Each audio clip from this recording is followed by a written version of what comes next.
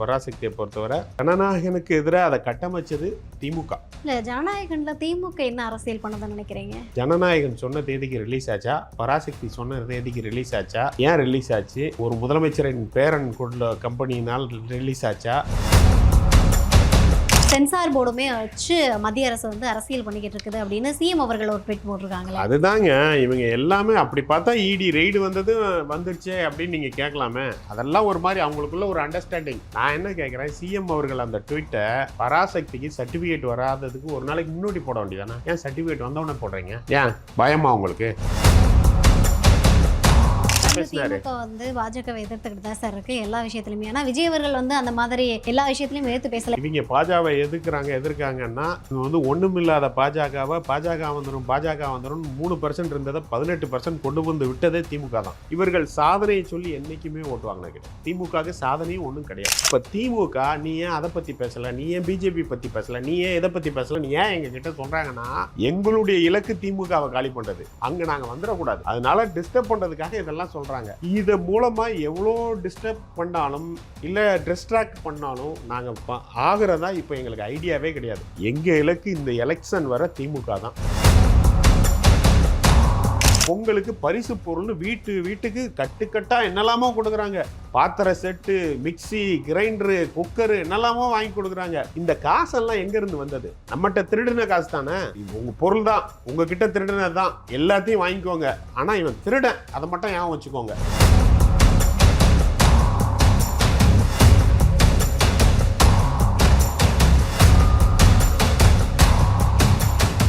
தி expose நேயர்களுக்கு வணக்கம். நான் ரவினா. இன்றைய நேர்காணலில் நம்மோடு இணைந்திருக்கக்கூடிய சிறப்பு விருந்தினர் யார் அப்படின்னு பார்த்தீங்கன்னா, தாவேகவின் ஆதரவு குரலாக ஒலித்துக் கொண்டிருக்கக்கூடிய பம்மல் டி கந்தசாமி அவங்க தான் நம்ம கூட இருக்காங்க. வாங்க அவங்க கூட சேர்ந்து நிறைய விஷயங்களை கிட்ட தெரிஞ்சுக்கலாம். சார் வணக்கம். வணக்கம் மேடம். எப்படி சார் இருக்கீங்க? நல்லா இருக்கேன். Super sir, super. ஆக்சுவலி இன்றைக்கி அரசியல் களம் வந்து ரொம்ப பரபரப்பாக இருக்குது அப்படின்னு சொல்லலாம். இது ஏன் அப்படின்னா அதுக்கு முக்கிய காரணம் வந்து தாவேகா அப்படின்ற ஒரு கட்சி உள்ளே வர்றது தான், அதில் மாற்று கருத்து இல்லை. இதில் வந்து பல மாற்றங்கள் இன்றைக்கி நடந்துக்கிருந்தாலும் காங்கிரஸ்லேருந்து ராகுல் காந்தி வந்து விஜய் அவர்களுக்கு ஆதரவாக ஒரு ட்வீட் போட்டிருக்காங்க. முதல்ல இதை எப்படி பார்க்குறீங்க? இல்லை, வரவேற்கிறோம். ஓகே, இதுவாக அநியாயம் நடக்கும்போது தட்டி கேட்கணும். ராகுல் காந்தி அவர்கள் கைது செய்யப்பட்ட போது ஃபஸ்ட்டு அதை தட்டி கேட்டு அதை எதிர்த்து குரல் கொடுத்தவர் தளபதி விஜய் அவர்கள். இன்றைக்கி அவருக்கு ஒரு பிரச்சனைன்னு வரும்போது அவர் அதுக்குண்டான ரியாக்ஷன் பண்ணுறார். மத்திய அரசு எப்படி அவங்களுடைய ஏஜென்சியை பயன்படுத்துது அப்படிங்கிறத அவர் சுட்டி காட்டியிருக்காரு. அதை வரவேற்கிறோம். ஓகே, அதான எலெக்ஷனை ஒட்டி வந்து தாவேகா மேலே திடீர் பாசமா அப்படின்ற ஒரு கேள்வி இருக்குது. ஏன் அப்படின்னா நீங்கள் பார்த்துருப்பீங்க, தொடர்ந்து அந்த ஜனநாயகன் இஷ்யூ வந்ததுக்கப்புறம் ஜோதிமணி எம்பியாக இருக்கட்டும், இன்னும் பல எம்பிக்களாக இருக்கட்டும், தொடர்ந்து குரல் கொடுத்துக்கிட்டு இருந்தாங்க. இன்றைக்கி வந்து எதிர்க்கட்சி தலைவராக இருக்கிற ராகுல் காந்தியே வந்து குரல் கொடுக்கும்போது இன்னும் வந்து எல்லோருடைய பார்வைக்கும் வந்து அது போகப்படுது இல்லையா?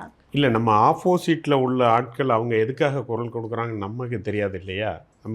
பல சமயங்களில் நீங்கள் கடந்த சமீபத்தில் பார்த்தீங்கன்னா கரூர் சம்பவத்திலேருந்து பல்வேறு விதமான ஒரு பிரச்சனைகள் வரும்போதெல்லாம் வேறு ஆட்கள் அதுக்கு ஆதரவாகவோ இல்லை அதை விமர்சித்தோ சொல்லிக்கிட்டே தான் இருக்கிறாங்க. பட் எங்களுக்கு என்ன பிரச்சனை நடக்குது அப்படிங்கிறது தமிழக மக்கள் பார்த்துக்கிட்டு தான் இருக்கிறாங்க. அதுக்கு பிரச்சனையின் அடிப்படையில் அப்பப்போ யார் குரல் கொடுக்குறாங்களோ அதை வரவேற்கிறோம்.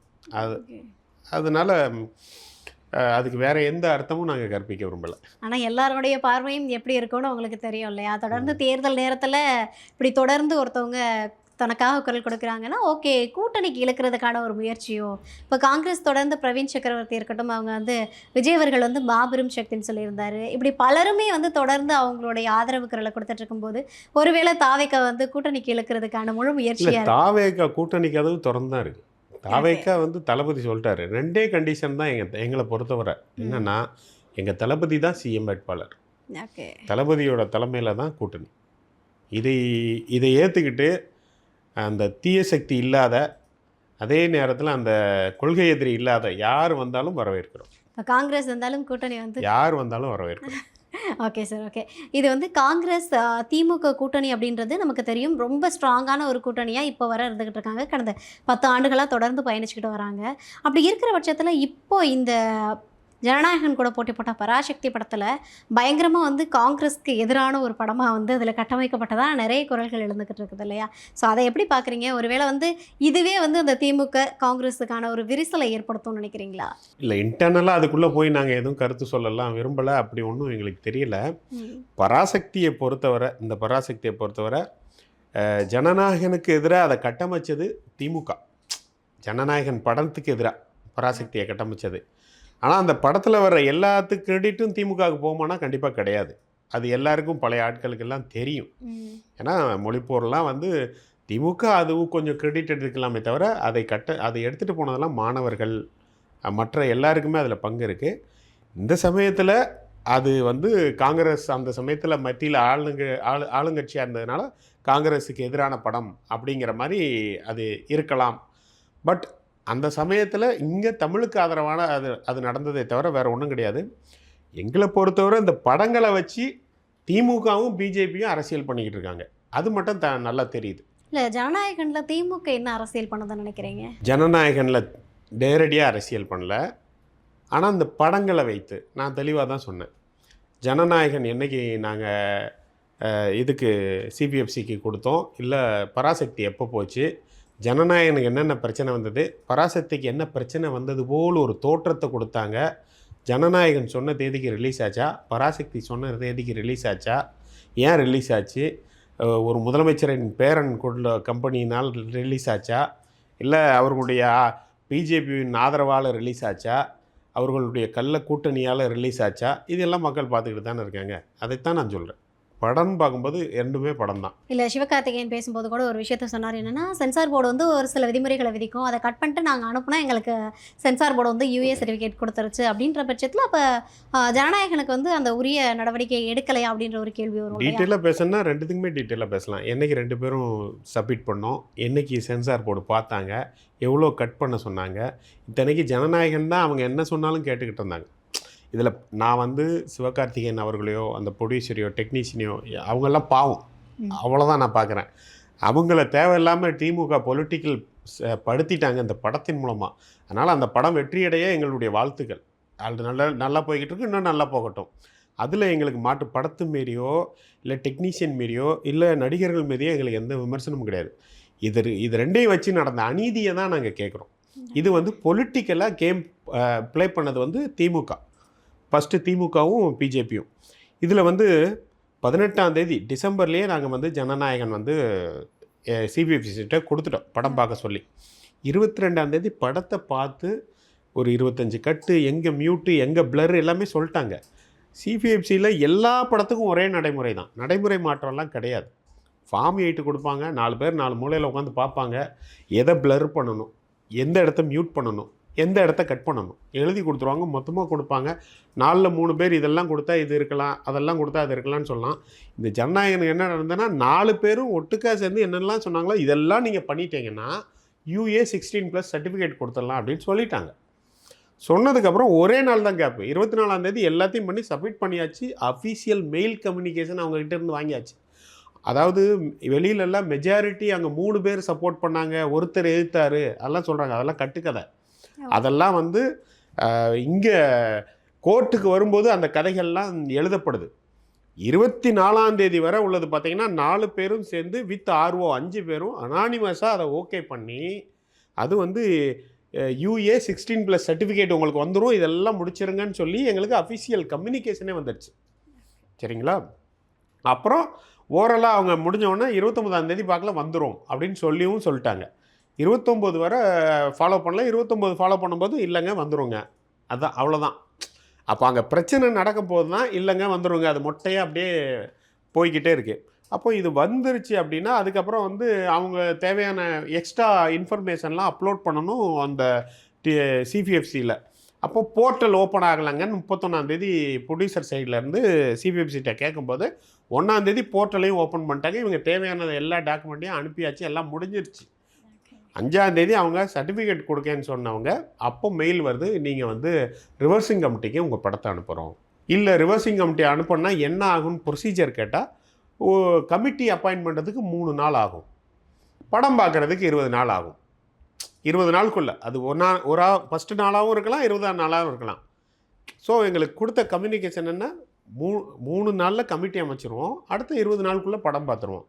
அப்போ இவங்க வந்து இதை வந்து 24ஆம் தேதி அவங்களுடைய அஃபீஷியல் கம்யூனிகேஷன், நீங்கள் கட் பண்ணது, மியூட் பண்ணது, பிளர் பண்ணது எல்லாமே ஓகே, அப்ரூவ்டு, உங்களுக்கு எல்லாரும் சேர்ந்து UA 16+ கொடுத்துட்டோன்னு சொன்ன அஃபீஷியல் கம்யூனிகேஷன் 5ஆம் தேதி வரை இப்படி வந்து மறைமுகமாக டிலே ஆகிட்டு போகுது. இப்போ இன்னும் 20 நாள் கேட்குறாங்களே, இதுக்கு மேலே இதை டிலே பண்ணக்கூடாதுன்னு தான் கோர்ட்டுக்கே போனது.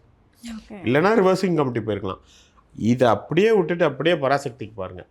7ஆம் தேதி பார்க்க சொன்னாங்க, 8ஆம் தேதி பார்த்தாங்க, 8ஆம் தேதி சாயந்தரம் அவங்களுக்கு என்னென்ன கட்டுன்னு சொன்னாங்க, அதை வச்சு 7ஆம் தேதி தான் அவங்க சப்மிட் பண்ணதே, அதை வச்சு ஒரு பெரிய பிம்பம் கிரியேட் பண்ணாங்க. பாருங்கள் பராசக்திக்கு இதே தான் நடக்குது அப்படின்னு. 9ஆம் தேதி காலையில் ரிவர்சிங் கமிட்டிக்கு போகுது, 9ஆம் தேதி மத்தியானம் சர்டிஃபிகேட்டே கொடுத்துட்டாங்க. 10ஆம் தேதி சொன்ன மாதிரி படம் வந்துருச்சு. ஸோ பராசக்திக்கும் ஜனநாயகனுக்கும் உள்ள வித்தியாசம் இதுதான். ஓகே சார், இப்போ வந்து சென்சார் போர்டு வந்து மத்திய அரசுக்கிட்ட இருக்குது, அது எல்லாருக்குமே தெரிஞ்ச விஷயம். அப்போ வந்து தொடர்ந்து வந்து நீங்கள் தாவேக சைடில் வந்து பார்த்தீங்க அப்படின்னா தொடர்ந்து திமுக தான் அதுக்கு முக்கிய காரணமாக இருந்துக்கிட்டே இருக்குன்னு விமர்சனம் பண்ணுறதுல ஏதாவது நியாயம் இருக்கா? ஜனநாயகனுக்கு டைரெக்டாக கொடுத்தாங்க அப்படின்னு நான் சொல்லலை. ஆனால் இன்னைக்கு இந்த 2ல் வித்தியாசம் இருந்ததுக்கு திமுகவும் பிஜேபியும் உள்ள ஒரு மறைமுக கூட்டணி தான் காரணம். திமுகவும் பிஜேபியும் தனித்தனி கிடையாது. இதை நாங்கள் வெரி ஃபஸ்ட்டு டேலேருந்து சொல்லிக்கிட்டு இருக்கோம். இங்கே வந்து இவங்க கத்துற மாதிரி கத்துவாங்க, அவங்களும் அதே மாதிரி பண்ணுவாங்க. பிஜேபி என்றைக்குமே இந்த 2 இடத்துல ட்ராவல் பண்ணுறதெல்லாம் அவங்களுக்கு ரொம்ப பிடிக்கும். ஓபிஎஸும் வேணும், இபிஎஸும் வேணும், அன்புமணியும் வேணும், ராமதாஸும் வேணும். இந்த மாதிரிலாம் டபுளாக விளையாடுறது எல்லாமே அவங்க நல்லா தான் பண்ணுவாங்க. அதே நேரத்தில் இங்கே வந்து நாளைக்கு எலெக்ஷனில் இபிஎஸ் என்ன ஆவாரோ தெரியாது. ஒருவேளை காங்கிரஸ் பேச்சுக்கு சொல்கிறேன், திமுக விட்டு வெளில வருதுன்னு வைங்களேன், திமுக தனியாலாம் இருக்காது.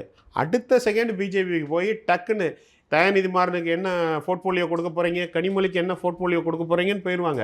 அதெல்லாம் நீங்கள் ரொம்ப ஆச்சரியப்படலாம் வேண்டாம், அவங்களுக்கு இதெல்லாம் சாதாரணம். அப்போ அவங்களுடைய ஒப்பந்தம் பிஜேபி கூட எப்போதுமே இப்படி தான் இருக்கும். இங்கே பாருங்கள், இங்கே வந்து எவ்வளவோ இடி ரெய்டெல்லாம் நடந்திருக்கு. அந்த டாஸ்மார்க் ஊழல், அப்புறம் வந்து மணற்கொள்ளை, எல்லாத்துக்கும் ரெய்டு நடந்தது. நாங்கள் டாக்குமெண்ட் வச்சுருக்கோம், நாங்கள் அதை சப்மிட் பண்ணிட்டோம், இதை சப்மிட் பண்ணோம். பிஜேபி என்னெல்லாமா சொன்னாங்க. அடுத்த ஸ்டெப்பு எங்கே போச்சு? இதுவரை ஒரு ஸ்டெப்பும் இல்லையே. இதுதான் அவர்களுடைய தொடர்பு. அன்னைக்கு வந்து நம்ம ஸ்டாலின் ஐயா வந்து இதுவரை போகாத ஒரு நிகழ்வுக்கு டெல்லியில் போய் மோடியை பார்த்துட்டு எல்லாத்தையும் ஆஃப் பண்ணி விட்டு வந்துட்டார். நேரு மேலே இதே மாதிரி ஒரு இடி வந்து ஒரு லெட்ரு பக்கமாக போட்டு இங்கே வந்து பொறுப்பு டிஜிபிக்கு அனுப்புகிறாங்க. அது ஒன்றுமே நடக்கலையே. நேரு பையன் போனாப்புல, நிர்மலா சீதாராமன் போய் பார்த்தாப்புல, காலில் விழுந்தாப்புல, எல்லாம் முடிஞ்சு போச்சு. இவர்கள் கள்ள கூட்டணி அப்படிங்கிறது எல்லாருக்குமே தெரியும். மறுபடியும் சொல்கிறோம், திமுகவும் பிஜேபியும் தனித்தனி கிடையாது, ரெண்டும் ஒன்று தான். நம்ம அப்படி சொல்லிட முடியாதுல்ல. நீங்கள் இப்போ சிஎம் அவர்கள் வந்து போட்ட ஒரு ட்வீட் பார்த்துருப்பீங்கன்னு நினைக்கிறேன். வருமான வரித்துறை, அதுக்கப்புறம் அமலாக்கத்துறையை தொடர்ந்து வந்து இப்போ வந்து சென்சார் போர்டுமே வச்சு மத்திய அரசு வந்து அரசியல் பண்ணிக்கிட்டு இருக்குது அப்படின்னு சிஎம் அவர்கள் ஒரு ட்வீட் போட்டிருக்காங்களே. அதுதாங்க, இவங்க எல்லாமே அப்படி பார்த்தா இடி ரெய்டு வந்துருச்சே அப்படின்னு நீங்கள் கேட்கலாமே. அதெல்லாம் ஒரு மாதிரி அவங்களுக்குள்ள ஒரு அண்டர்ஸ்டாண்டிங். அடிக்கிற மாதிரி ஈஎம் பூசின மாதிரியும் இருக்கணும், பூசாத மாதிரியும் இருக்கணும். நான் என்ன கேட்குறேன், சிஎம் அவர்கள் அந்த ட்வீட்டை பராசக்திக்கு சர்டிஃபிகேட் வராததுக்கு ஒரு நாளைக்கு முன்னாடி போட வேண்டியதானே? ஏன் சர்டிஃபிகேட் வந்தவொடனே போடுறீங்க? ஏன் பயமா உங்களுக்கு பிஜேபியை பார்த்து? எப்படியும் உங்கள் ஆளுங்க தானே இவங்க சொன்னால் அவங்க கேட்க போகிறாங்க. ரொம்பலாம் யோசிக்க வேண்டாம். வெளியில் இருக்கிற பாமரர்களில் தான் அவங்க முட்டாளாக்கிக்கிட்டு இருக்காங்க. அவங்க பேரை நடத்துகிற கம்பெனி இப்போ அந்த படத்தை ரிலீஸ் பண்ணுது, அவங்களுடைய சொந்த படம். இன்னொன்று, பராசக்திங்கிறது ஒரு காமன் மூவி. அந்த காலத்தில் நடந்த மொழிப்போகிற ஸ்டூடெண்ட்ஸ் மூமெண்ட்டை இவங்க ரிலீஸ் பண்ணுறாங்க. ஆனால் பராசக்தி பேர் அப்படின்னாலே வந்து திமுகவோட பேர் அப்படிங்கிற மாதிரியும், இந்த மூவி என்னவோ திமுகவோட ப்ரொபகண்டாவுக்கு பயன்படுத்துகிற மாதிரியும் அவங்க கட்டமைச்சிட்டாங்க. இப்போ இதை போய் பார்த்துட்டு இதெல்லாம் நாங்கள் தான் பண்ணணும் அப்படின்னு வந்து ஒரு பிம்பத்தை உருவாக்குறாங்க. இங்கே இப்போ உள்ளவங்க யாருக்கும் அதை பற்றி தெரியாது. இவங்க சொன்னால் இதை அப்படியே ஏற்றுக்கிட்டு போகிற மாதிரி அவங்க நினச்சிக்கிட்டு இருக்காங்க. ஆனால் மக்கள் எல்லாம் ரொம்ப தெளிவாக இருக்காங்க. மொழிப்போர் இவர்கள் பங்கு கொஞ்சம் உண்டு, இல்லைன்னு சொல்ல முடியாது. ஆனால் எல்லாமே அவர்களுடைய இது கிடையாது. இது ஒரு ஸ்டூடெண்ட் மூமெண்ட்டு. கம்யூனிஸ்ட் நிறைய அதில் ஈடுபாடோடு இருந்தாங்க. அதனால் இவங்க வந்து இந்த பராசக்தியை அவங்க படமாக இன்றைக்கி நடந்ததே அதுதான். ஜனநாயகனுக்கு ஒரு அநீதி நடந்தது, ஜனநாயகத்துக்கே நடக்கிற அநீதியாக நடந்தது. பராசக்தி இன்றைக்கி பார்த்தீங்கன்னா கரெக்டாக எல்லாமே அவங்களுடைய கூட சேர்ந்து ரிலீஸ் பண்ணிவிட்டு, அது அவர்களுடைய படம் இந்த வர்ற தேர்தலுக்காக அவங்களுடைய பழைய இதை ஞாபகப்படுத்துறதாகவும் எல்லாரும் போய் பாருங்கள், ஒரு சைடு ப்ரொபகண்டாவும் ஆச்சு, ஒரு சைடு பிஸ்னஸாகவும் ஆச்சு. அதனால் சிஎம் எல்லாம் வந்து ஒரு நாள் முன்னாடி ட்விட்டர் ரிலீஸ் பண்ணியிருந்தான்னா, சிஎம் சார் ரொம்ப நன்றி சார்னு கூட சொல்லியிருக்கலாம். அவர் எல்லாம் சர்டிஃபிகேட்டை வாங்கிட்டு தானே தொடர்ந்து பேசினாரு. திமுக வந்து பாஜகவை எதிர்த்துக்கிட்டு தான் சார் இருக்கு எல்லா விஷயத்துலையுமே. ஆனால் விஜய் அவர்கள் வந்து அந்த மாதிரி எல்லா விஷயத்துலையும் எதிர்த்து பேசல. இப்போவுமே வந்து மத்திய அரசை கண்டிச்சோ இல்லை தன்னோட படம் வெளியில் வரலன்னோ எதுவுமே வாய் திறந்து பேசலையே சார். இதை 2 விஷயமா பார்க்கணும். இவங்க பாஜகவை எதிர்க்காங்கன்னா, இவங்க வந்து ஒண்ணுமில்லாத பாஜக வந்துரும் 3% இருந்ததை 18% கொண்டு வந்து விட்டதே திமுக தான். பாஜகவுக்கும் தமிழ்நாட்டுக்கும் சம்மந்தம் இல்லாமல் இருந்தது. நோட்டா கூட போட்டி போட்டுக்கிட்டு இருந்தாங்க. வர்ற எல்லா எலெக்ஷன் வந்தாலே பிஜேபின்னு சொல்லி ஓட்டு வாங்கி, இவர்கள் சாதனையை சொல்லி என்றைக்குமே ஓட்டு வாங்கினது கிடையாது. திமுகவுக்கு சாதனையும் ஒன்றும் கிடையாது. எல்லாம் பொய் சொல்லி ஓட்டு வாங்குவாங்க. இல்லைன்னா பிஜேபியை காட்டி பூச்சாண்டி வரான் சோறு சாப்பிடு அப்படின்னு கொடுக்குற மாதிரி பிஜேபியை காட்டி ஓட்டு வாங்குவாங்க. ஆனால் அதே நேரத்தில் தாவேகா ஏன் திமுகவை மட்டும் எதிர்க்கு அப்படின்னா, இன்றைக்கி எங்களுடைய கொள்கை எதிரி யார் இல்லை அரசியல் எதிரி யாருன்னு சின்ன பிள்ளைகிட்ட போய் நீங்கள் கேட்டால் கூட சொல்லிடும். அந்த அளவு ஈரோடு மாநாடு நடக்கும்போது கூட அங்கே பொதுக்கூட்டம் நடக்கும்போது தளபதி கேட்கும்போது கீழே நாங்கள் எதுவும் சொல்லலை, கீழே உள்ளவங்களுக்கு புரிஞ்சிருச்சு. இப்போ அதை தூக்கி தனியாக வச்சுருங்க. ஏற்கனவே உள்ள அதிமுக ஆல்ரெடி ஒரு தண்டனை கொடுத்து தூக்கி போட்டாச்சு. இனிமேல் அது எந்திரிச்சு வரப்போகிற உண்டான அறிகுறியே இல்லை. எவ்வளோ கூட்டணி சேர்ந்தாலும் அது எந்திரிச்சு வரக்கூடிய அறிகுறியே இல்லை. 2வது பிஜேபியை பொறுத்தவரை திமுக வந்தாலும் பிஜேபிக்கு நல்லது தான், அதிமுக வந்தாலும் பிஜேபிக்கு நல்லது தான். ரெண்டுத்துக்குள்ளே ஒன்று அதிமுக கூட ஓப்பனாக இருப்பாங்க, திமுக கூட மறைமுகமாக இருப்பாங்க. அப்போது இங்கே வரக்கூடாது இவங்க 2 பேரும் அப்படின்னா, இன்னைக்கு அதிமுக வர்றதுக்கு உண்டான வாய்ப்பே இல்லை. திமுக இன்றைக்கி ஆளுங்கட்சியாக இருக்குது. அப்போ அவர்களை மட்டும்தான் எதிர்க்கணும். தளபதி ரொம்ப கரெக்டாக எல்லோரும் வந்து நான் பொதுவாக போகிற இடத்துலலாம் ஒரு கதை சொல்லுவேன். ரொம்ப பழசு எல்லாருக்கும் தெரிஞ்சது தான். ஒரு ட்ராவல் நைட்டு பண்ணும்போது நமக்கு ஒரு எச்சரிக்கை சொல்லுவாங்க. வண்டியில் முன்னாடி கண்ணாடியில் பிசின் மாதிரியோ இல்லாட்டா முட்டையோ அடித்தா வைப்பர் போடாத. ஏன் போடாதீங்கன்னு சொல்லுவாங்கன்னா, வைப்பர் போட்டால் கண்ணாடி பிளர் ஆயிரும், திருடுறதுக்கோ எதுக்கோ வர்றவன் அவன் கரெக்டாக வண்டியை யூஸ் பண்ணிப்பான். வைப்பர் போடாமல் இருந்தால் அங்கங்கே மட்டும்தான் வண்டியும் தெரிஞ்ச இதை வச்சுக்கிட்டு அப்படியே வண்டியை ஓட்டிடலாம். இப்போ திமுக நீ ஏன் அதை பற்றி பேசலை, நீ ஏன் பிஜேபி பற்றி பேசலை, நீ ஏன் இதை பற்றி பேசலை, நீ ஏன் எங்ககிட்ட சொல்கிறாங்கன்னா, எங்களுடைய இலக்கு திமுகவை காலி பண்ணுறது. அங்கே நாங்கள் வந்துடக்கூடாது. அதனால் டிஸ்டர்ப் பண்ணுறதுக்காக இதெல்லாம் சொல்கிறாங்க. இதை மூலமாக எவ்வளோ டிஸ்டர்ப் பண்ணாலும் இல்லை டிஸ்ட்ராக்ட் பண்ணாலும் நாங்கள் ஆகிறதா இப்போ எங்களுக்கு ஐடியாவே கிடையாது. எங்கள் இலக்கு இந்த எலெக்ஷன் வர திமுக தான். திமுக ஜெயிக்கக்கூடாது. திமுக இந்த மக்களுக்கு என்னென்ன துரோகம் பண்ணியிருக்காங்க, திமுக எப்படி இந்த நாட்டை கொள்ளடிச்சு அவங்க லட்சம் கோடிகளை சேர்த்து வச்சுருக்காங்க, மன்னர்களாகவும் அவங்களுடைய அமைச்சர்கள்லாம் குறுநில மன்னர்களாகவும் இருக்கிறாங்க. இதை ஃபுல்லாக எக்ஸ்போஸ் பண்ணுறது மட்டும்தான் எங்களுடைய வேலை. இதை நாங்கள் லைட்டாக டைவர்ட் பண்ணால் கூட மக்கள்கிட்ட இன்றைக்கி நடந்துக்கிட்டு இருக்கு. ஒருத்தனை ஏமாற்றணுன்னா ஆசையை தூண்டணும். அப்போ அதை செஞ்சுக்கிட்டு இருக்காங்க. நேரு அவர்களும் சரி, அன்பில் இவர் மகேஷ்னாலும் சரி, செந்தில் பாலாஜி, இப்போ நிறைய பேர் இதெல்லாம் நான் பார்த்தது. எல்லாருமே இப்போ பொங்கலுக்கு பரிசு பொருள்னு வீட்டுக்கு கட்டுக்கட்டாக என்னெல்லாமோ கொடுக்குறாங்க. பாத்திர செட்டு, மிக்சி, கிரைண்டரு, குக்கரு என்னெல்லாமோ வாங்கி கொடுக்குறாங்க. இந்த காசெல்லாம் எங்கேருந்து வந்தது? நம்மகிட்ட திருடின காசு தானே. யார் அப்போ வீட்டு காசு? உனக்கு எம்எல்ஏக்கு 1 லட்ச ரூபா சம்பளம் இருக்குமா இல்லை 2 லட்ச ரூபா சம்பளம் இருக்குமா? அதை வச்சு நீ எப்படி இதை கொடுக்க முடியும்? அப்போ மக்கள் யோசிப்பாங்கல்ல, உங்கள் பொருள் தான், உங்ககிட்ட திருடினது தான், எல்லாத்தையும் வாங்கிக்கோங்க. ஆனால் இவன் திருடன், அதை மட்டும் ஞாபகம் வச்சுக்கோங்க. ஓட்டுக்கு பணம் கொடுப்பவன் திருடன் நாங்கள் சொல்லுவோம். இவங்க செய்கிறது ஃபுல்லாக திருட்டுத்தனம் தான். இந்த விஷயத்தை நாங்கள் எங்களை டீவியேட் பண்ணி எக்ஸ்போஸ் பண்ண விடாமல் பண்ணுறதுக்காக நீங்கள் பிஜேபியை பற்றி பேசலை, அதை பற்றி பேசலை, இதை பற்றி பேசலை அப்படின்னு சொல்லலாம். பிஜேபியை பற்றி பேச வேண்டிய அவசியம் இல்லை. பிஜேபி இங்கே ஆளுங்கட்சியாக வரப்போகிறது கிடையாது. அதிமுக பற்றி பேச வேண்டிய அவசியம் இல்லை. அதிமுக இன்றைக்கி ஒன்றுமே கிடையாது. இன்றைக்கி மறுபடியும் வர்றதுக்கு வாய்ப்பு இருக்கிற ஒரே இது திமுக தான். ஏன்னா அவர்கிட்ட பணம் இருக்குது, நல்ல கொள்ளடிச்சு வச்சுருக்காங்க. வருஷத்துக்கு 4.5 லட்சம் கோடி பட்ஜெட்டு, கிட்டத்தட்ட அதில் 50,000 கோடி டாஸ்மார்க்லேயே வந்துடுது. இவர்கள் ஒரு 15 பேர் வச்சுருப்பாங்க. அந்த திட்டம், இந்த திட்டம், மகளிர் உரிமை எல்லாமே சொல்லி ஒரு 15 திட்டம் சொல்லுவாங்க. டோட்டல் பட்ஜெட்டே வருஷத்துக்கு 40,000 கோடி தான்.